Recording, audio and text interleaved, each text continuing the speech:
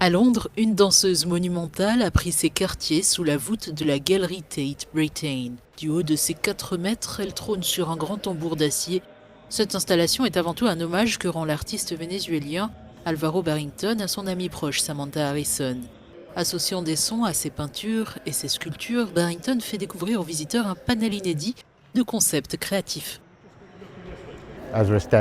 Nous nous trouvons ici avec des sculptures comme Samantha, Jawara, Mika ou Soul and Dynasty, ou encore le steel pan et la culture qui en découle, de la musique soca à la culture carnavalesque.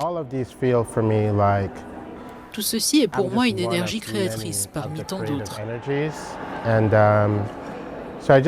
C'est une belle opportunité que d'utiliser mes peintures comme un cadre propice à la créativité, mais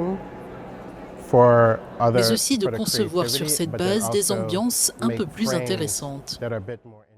Intitulée Grace, cette exposition se déroule en 3 parties. Elle plonge le public au cœur de l'histoire personnelle de l'artiste, s'inspirant de l'expérience colorée de la culture carnavalesque caribéenne, tout en mêlant les souvenirs vibrants de son éducation à Grenade aux influences urbaines de New York. Alvaro Barrington est un peintre. Nous avons une énorme collection d'art, dont une bonne partie sont des peintures.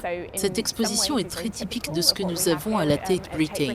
Cependant, il s'agit d'une pratique de la peinture incroyablement élargie.